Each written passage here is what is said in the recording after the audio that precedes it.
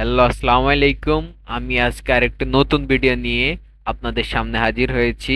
আমি আজকে দেখাবো কিভাবে একটি সম্পূর্ণ জুয়েলারি রিটাচ করা হয়। আপনারা আমার এই ভিডিওটি দেখতে থাকেন, তারপর সম্পূর্ণ ইমেজটি পাথ করে নেব।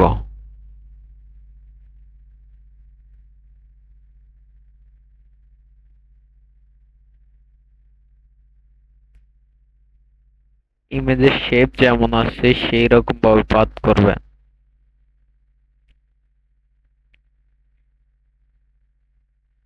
এই যে ইমেজের শেপিং যেমন তেমন নিতে হবে।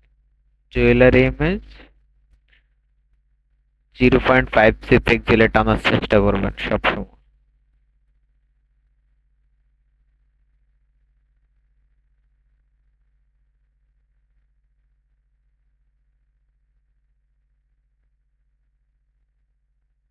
আমার আউটলাইন পাথ করা শেষ। আমি কুইক মাস্ক করে দেখলাম।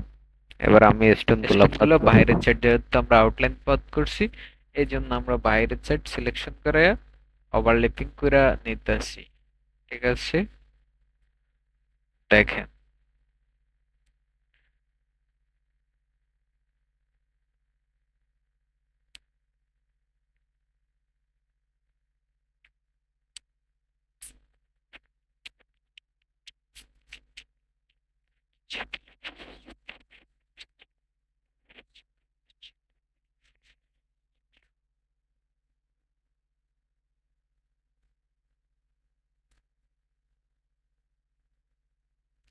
দেখেন আমি স্টোনগুলোর কিভাবে শেপ করে নিতেছি। দেখুন, স্টোনগুলো যেমন আছে তেমনই নেবেন।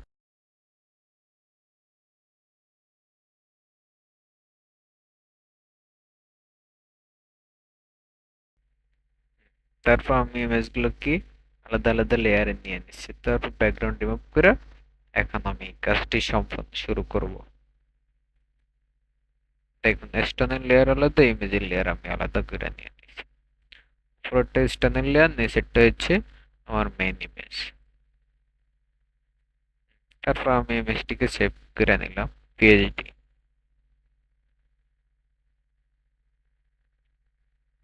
এই যে ভিতরের যে পার্টটা আছে ইনার সাইড, এই ইনার সাইডকে আমরা সুন্দরভাবে পাথ করে ইমেজটা যেমন দেখা যাইতেছে তেমন করে পাথ করে নিয়ে তারপর আমরা কাজটি করব। দেখুন, পার্টটা কিন্তু যেমন আছে তেমন নিতে হবে, তাহলে আমাদের কাজটা সুন্দর হবে।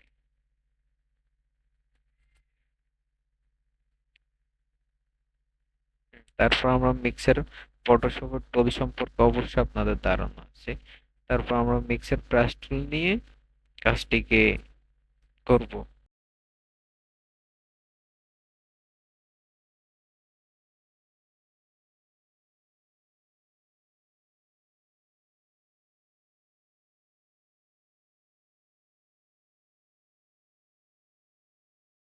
চাইনিজ লোগো গুলা দেখছেন? ইমেজের শেপিংটা বজায় রেখে আপনি মিক্সার ব্রাশ টুলটি চালাতে হবে, না হলে এক জায়গা দিয়ে কালো চলে আসবে আর এক জায়গা দিয়ে সাদা হয়ে যাবে। তাহলে দুই জায়গা দুই রকম দেখাবে। অবশ্যই একই রকম হতে হবে কাজটি। ঠিক আছে। আমার ইনার সাইডের মোটামুটি মিক্সার দিয়ে আমি লেবেল করে নিছি। এখন আমি একটা শেপিং দিব যেন ইমেজটাকে সুন্দর দেখায়। দেখুন পার্টটা আমি কিভাবে করতেছি।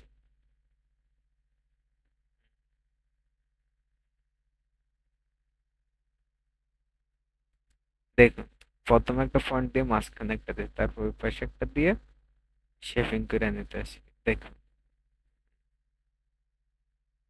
তারপর কি করছি, এই পাশে নিচ্ছি। সেম এরকম শেপ দিবে।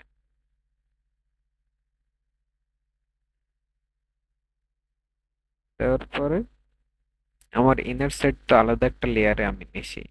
এখন এটা সিলেকশন করা, যেহেতু আমি লক দিয়ে রাখছি তাহলে আমার ইনার সাইডের বাইরে আর যাবে। আমি এখন ব্রাশ টুল নিব। দেখুন, ফেদার ওয়ান দিলাম। ফেদার ওয়ান দিয়ে ব্রাশ টুল নিলাম। ব্রাশ টুল নিয়ে আমি ডিফল্ট করে নিয়ে ব্লাডটা উপরে দিয়ে উপরে দিয়ে 20% দিয়ে আমি ব্রাশটা দিতেছি, হোয়াইটটা দিব যেন ইমেজটা রিয়েলিটি দেখায়, এই জন্য আমি একটু হোয়াইট দিয়ে দিলাম। তারপরে দিয়ে দুই সাইডের ইনারের মধ্যে একটু ব্ল্যাক করে দিলাম। ব্ল্যাক করার কারণে ইমেজটিকে আর একটু রিয়েলিটি দেখায়।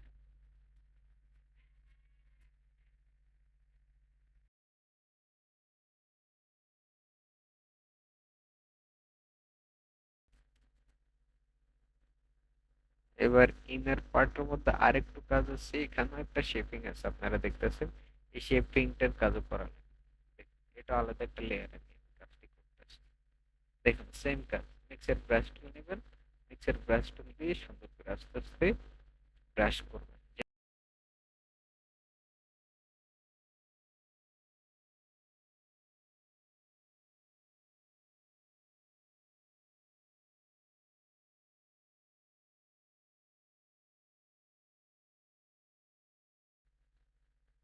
দেখুন আমি লকটা দেওয়ার কারণে এখন আর বাইরে যাবে না, আমার যতটুকু সিলেক্টেড করা আছে ততটুকু ধরবে।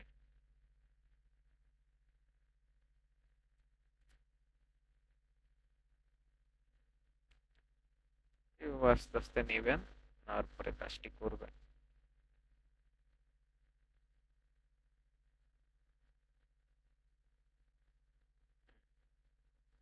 এখন যে বাইরের যে পার্টটা আছে এই পার্টটাকে কেউ পাত করে নিয়ে কাজটি করুন। দেখুন কিভাবে পাত করি। প্রথম আমি পার্টটা ভুল করে ব্ল্যাকটা সহকারে, ব্ল্যাকটা হবে না, পার্টটা হবে হ্যাঁ এরকম। দেখ কিভাবে পার্টটা নিতে আসি।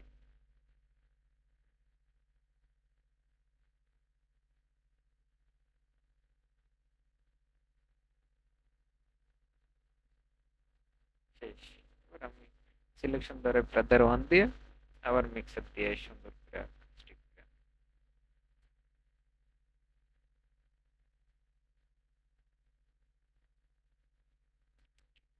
মিক্সার ব্রাশ টুলের কাজ যদি না আপনি শিখতে পারেন তাহলে জুয়েলারিটা আপনার জন্য অনেকটাই সহজ হয়ে যাবে।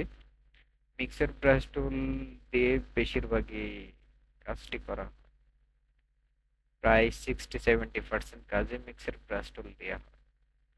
তারপরে আরো বিভিন্ন টুলস আছে, ওই সম্বন্ধে পরে আলোচনা করব। দেখুন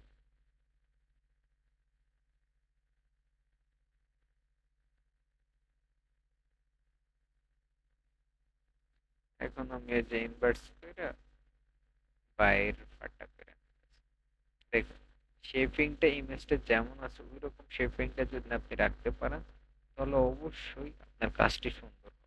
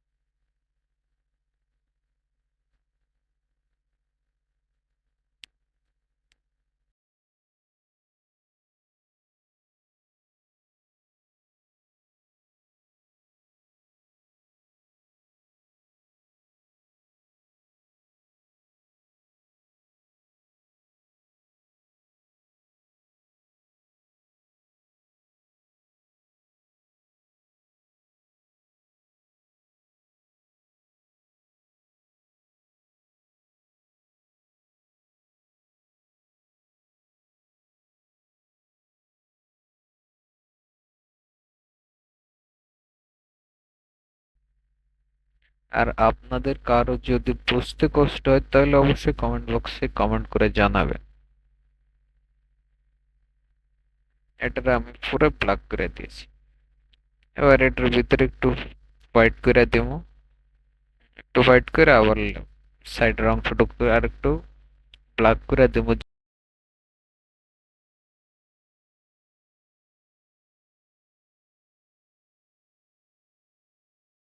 বার্ন টুল নেব, ফটোশপের বার্ন টুল, স্মুথ টুল দিয়ে কাজটি করা হয়। সরি, বার্ন টুল হবে না, স্মুথ টুল। স্মুথ টুল দিয়ে কাজটি, জুয়েলারির কাজ স্মুথ টুল দিয়েও করা যায়, মিক্সার ব্রাশ টুল দিয়েও করা যায়, বিভিন্ন টুলস দিয়ে করা যায়। বার্ন টুলের কাজ অল্প একটু করছি, যেহেতু অতটা বার্ন টুলের কাজ নাই, এই জন্য অল্প একটু এই একটু কাজ করছি। এখন আমি অবশ্যই আপনারা অ্যাডোবি ফটোশপ সিসি ব্যবহার করবেন, না হলে এইসব অপশন পাবেন না। আপনারা কন্ট্রোল শিফট এ চাপ দিয়ে এই যে ক্যামেরা র ফিল্টার আনবেন। ক্যামেরা র ফিল্টার আনার পরে আপনারা এই যে আমি যে যে অপশন গুলো দিচ্ছি ওই যে অপশন গুলো দিবেন।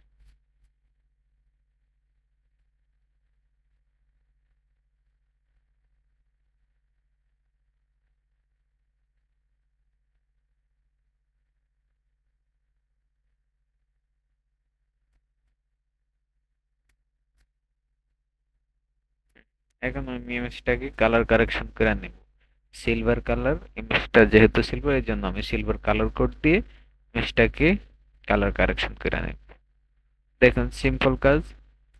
প্রথমে যে কালারটা সিলেক্ট করে ফাঁকা লেয়ার একটা নিয়ে অল্টার ডিলিট চাপ দিলে কালারটি আসবে, পরে নর্মালি গিয়ে কালারটা দিলে কালারটি অ্যাডজাস্ট হয়ে যাবে। কালার আর ইমেজটাকে অ্যাডজাস্ট করে আমি আবার কন্ট্রোল শিফট দিয়ে ক্যামেরার ফিল্টার নয়েজ রিডাকশন 0, তারপর দিয়ে ব্ল্যাক হোয়াইট বাড়াই দিছি, এক্সপোজার এইভাবে, হাইলাইট।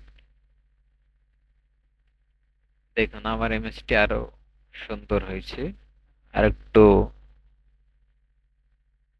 দেখতে আর একটু ভালো লাগতেছে।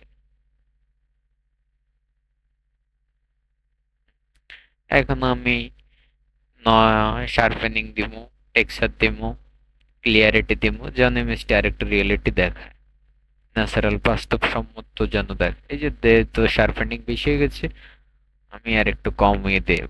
দেখুন এই যে শার্পেনিং আর একটু কমাই দিই, এই যে কমিয়ে দিয়েছি। হ্যাঁ, কমায় বাড়াইয়া দেখবেন যেটা দিলে সুন্দর হয়, যেমন আমার এইটার মধ্যে এইটা দিছি আরে সুন্দর দেখায়। এখন টেক্সচার বাড়াই কমায় দেখছি, এই যে আমি একটু হোয়াইট দিছি, ওকে দিলাম। হুম,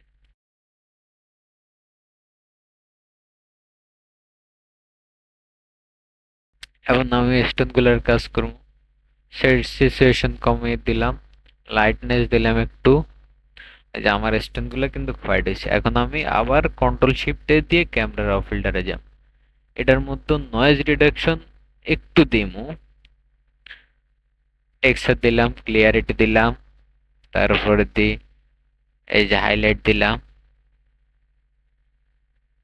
ওকে, দেওয়ার পর আরেকটু ভালো হইতেছে, আবার দেব, যতক্ষণ পর্যন্ত আমার ইমেজের সাথে স্টোন গুলা না মিলে। হ্যাঁ, টেক্সচার দিলাম, ক্লিয়ারিটি দিলাম, যেভাবে দিলে সুন্দর হবে। এই যে আমি এক্সপোজার কমানোর কারণে ইমেজ স্টোন গুলাকে একটু ভালো দেখাইতেছে, আমার ইমেজের সাথে হালকা সামঞ্জস্য হয়ে আসতেছে।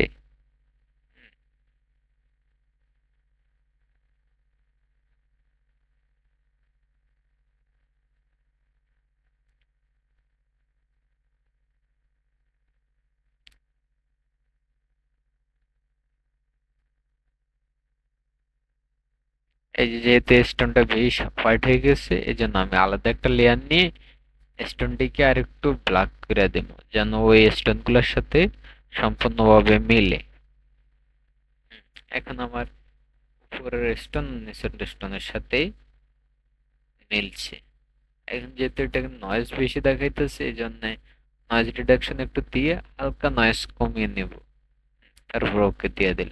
ওকে, এখন আমার কাজটি উপরের স্টোনটি মোটামুটি ক্লিয়ার। আমার নিচের স্টোন গুলোকে আরেকটু হোয়াইট করা লাগবে, কারণ এখনো ব্ল্যাক ব্ল্যাক লাগতেছে স্টোন গুলো। এই যে আমি কার্ভ নিলাম, কার্ভ নিয়ে হালকা একটু বাড়াই দিলাম। আমি আমার মানে ভালো লাগে যেটা ওই রকম দিতেছে, আপনারা আপনাদের মতন দিতে পারেন।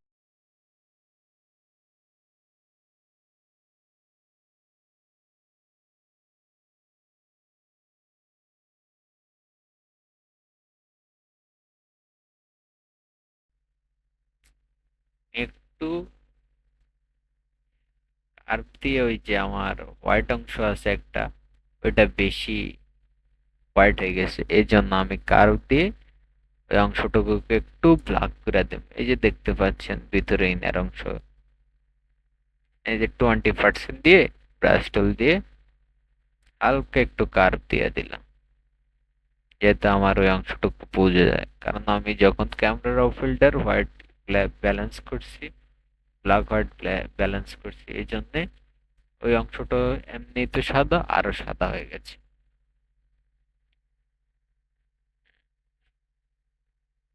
কার্ভ লেয়ার আমার ইমেজের লেয়ার অ্যাডজাস্ট করে দিব, করে দেওয়ার পরে স্টোনের লেয়ার, স্টোন গুলো বিফোর আফটার করে দিতেছি। এখন আমার স্টোনের দুইটা লেয়ার অ্যাডজাস্ট করে দেবো, কন্ট্রোল ই চাপ দিয়া অ্যাডজাস্ট। আমার স্টোন গুলা কাজ মোটামুটি শেষ। এখন আমি শ্যাডো তৈরি করবো ইমেজটি। দেখুন বিভিন্ন ভাবে শ্যাডো তৈরি করা যায়। আমি একটা মানে নিয়ম দেখাইছি, আরো অনেক নিয়মে আছে, কিন্তু দেখাবো ইনশাল্লাহ। আপনারা আমার সাথেই থাকুন, আর ভিডিওটি ভালো লাগলে অবশ্যই সাবস্ক্রাইব করবেন। আর কোথাও যদি বুঝতে না পারেন আমাকে কমেন্ট করে জানাবেন, আমি অবশ্যই আপনাদের কমেন্টের উত্তর দেওয়ার চেষ্টা করব এবং ওই রিলেটেড ভিডিও বানাবো। দেখুন আমার শ্যাডো তৈরি করা শেষ। হ্যাঁ, এখন বিফোর আফটার দেখেন, এই যে বিফোর এরকম, আফটার এরকম, দেখতেছেন? হ্যাঁ, আমার কাজটি কমপ্লিট।